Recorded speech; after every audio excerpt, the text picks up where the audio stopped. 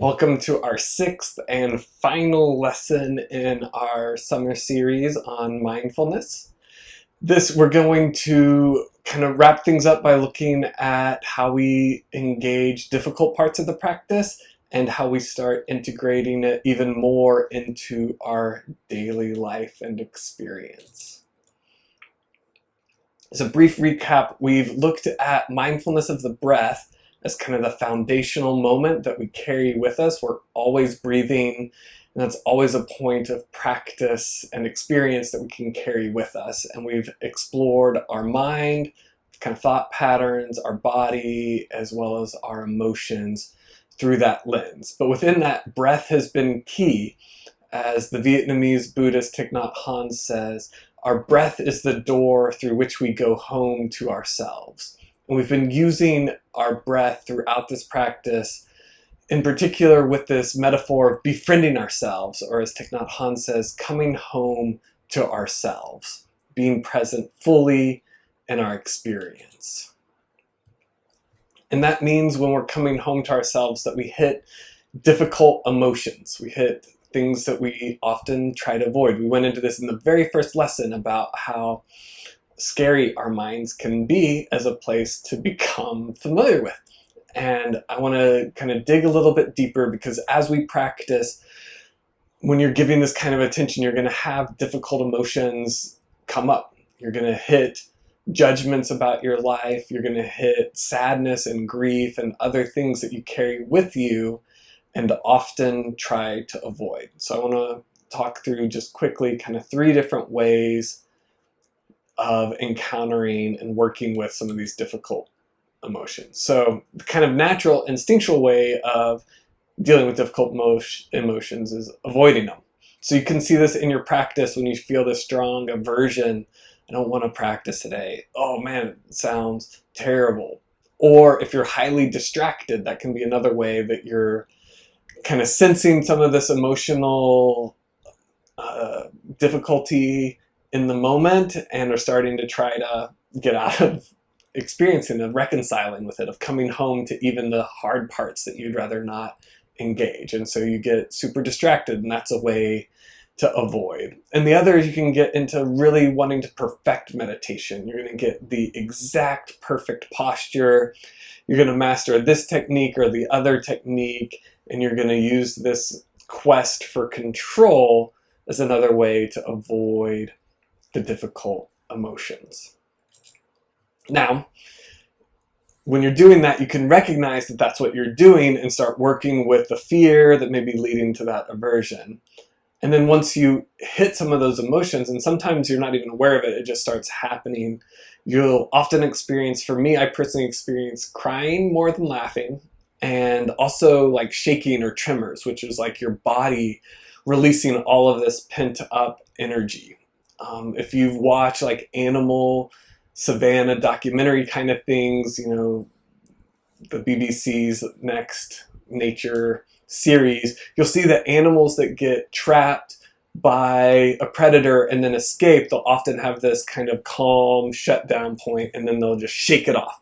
And that's their body releasing all of this pent-up energy from the fight-flight. So in my own meditation experience, I have found often, I'll be sitting there and then, I'll start crying. I'm not even sure why. Sometimes it's very clear why, what, kind of precipitated. Other times it's just, grief for the moment that we're living in. It's just hard, and keeping all of that in and trying to stay present. When I slow down enough with the meditation, I can feel some of that.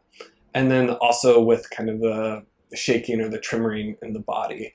And the key in this is you don't have to be scared of it. These are all part of your natural, ordinary experience. You don't have to try to pull back and get control. You don't have to try to stoke it so that you have this really powerful encounter. You can just kind of observe it tenderly, being aware of what's happening, being aware of yourself in the moment, and having that kind of gentle befriending. Again, like a friend would in that moment when you see, someone that you care about who's experiencing a hard time.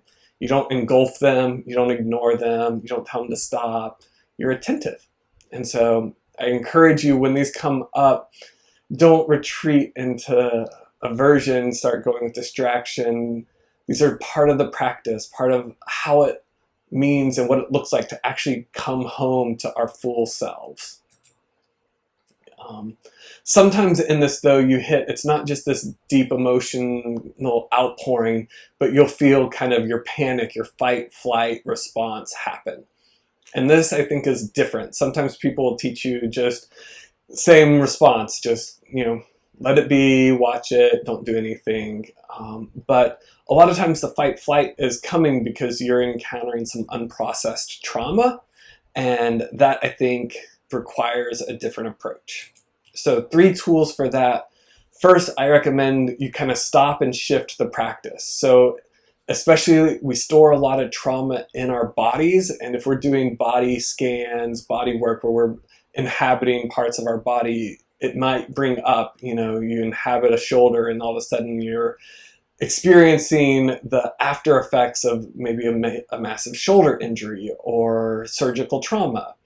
And so whatever it is that you're doing, I find that it's helpful if you stop what that particular practice is and then shift and care for your body in the moment, because this is a bodied response. It's not mental, it's not your brain causing it, it's the way that your brain is integrated in your whole body.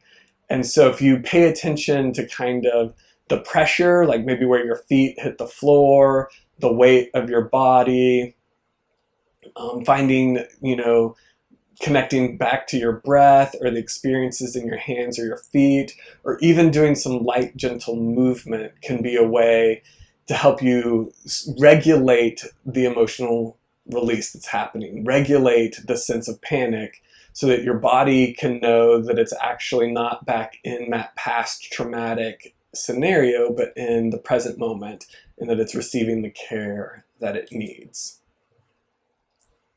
So, and then within this, you can start after it reflecting on what precipitated it, where it's coming from, and start gaining a better awareness, gentle awareness. I see I have a typo there. We're just going to leave it. So you can get a gentle awareness of the response pattern that you have. So this is especially helpful if you're going back, once you feel comfortable trying it again, to have this awareness to get kind of what maybe is stepping up to it. This is especially helpful because one of, I think, the most helpful ways you can work with this is when you start feeling it come on. So before you hit that full panic, you pull back, you reground yourself, and then you have that space to kind of explore what's happening.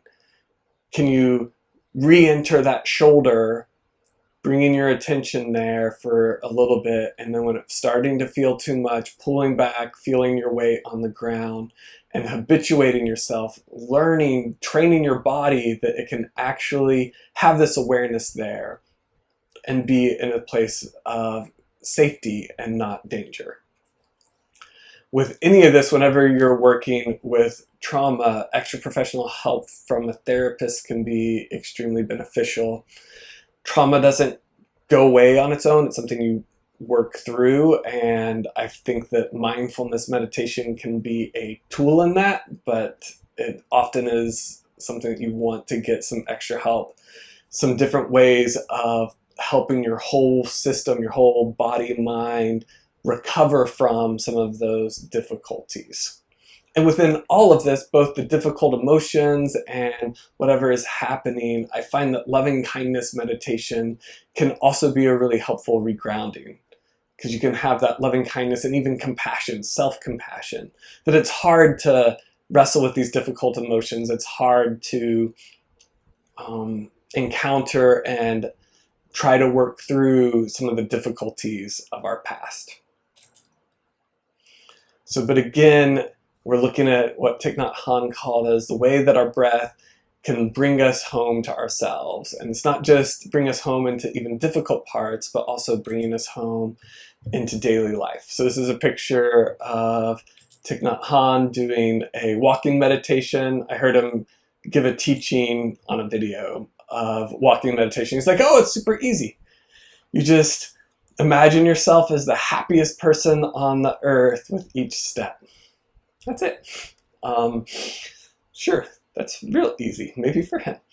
But it is a walking meditation that you can start bridging what you're doing on the mat into that mindfulness in activities, being aware of the body sensations in walking, following the breath as you walk. It's a gentle activity, and it's one, again, that we can do. We're walking throughout our houses, neighborhoods, and workplaces if we're back at work. So it is an easy way to integrate into the daily life. And you can also do this with a lot of other ordinary activities, washing dishes, doing laundry, these sorts of things. You just label your breath. Breathing in, I know I'm breathing in, and then on the out breath, you can label the activity. Breathing out, I know that I'm pouring my cup of coffee. I know that I'm washing dishes. And then you can drop the breathing in and just do, breathing, washing, and then slowly just develop an open awareness, relaxed in your present moment.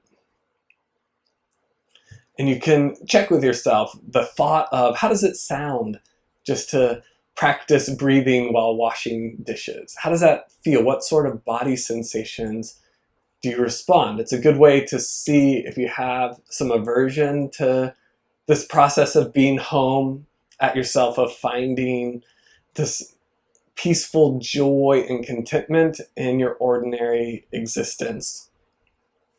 And so you can also, a lot of times we think that what we're thinking about is doing a lot. We think it's really important. And so another practice is try to be mindful of your mental chatter. So you're like, no, I don't want to just do dishes. So could you pay attention to what you're actually thinking about while you're doing dishes? Because you'll find that instead of the productive problem solving that we often think we're doing, we're often just ruminating on problems, circling back and forth, having the same sort of conversation, not strategizing how to confront someone, but playing the scenario again and again and again, or listing all the 15, 20 different reasons we're upset. And these are ways to help you gauge whether you're meditating to escape from yourself and your ordinary life, or meditating as a way to come home to yourself and your ordinary everyday experience. And at the core of all of this is aiming for this tender-hearted experience of your unfiltered life, of befriending yourself in the fullness of who you are, without needing justifications, without adding, without fixing, but just a tender-hearted presence, coming home to ourselves. And the reminder again that breathing practice and meditation practice is a way that we can befriend ourselves, that we can come home and enter the fullness of our experience and find a spaciousness, a peaceful joy and contentment in who we are and the life around us. And that can sustain us through so much difficult work that we have, both in our personal lives and in our social lives together. So thanks for journeying through these 6 lessons, and I encourage you to keep practicing with courage, coming home to yourself and finding ways that we can bring some transformation and peace to those around us and in our world.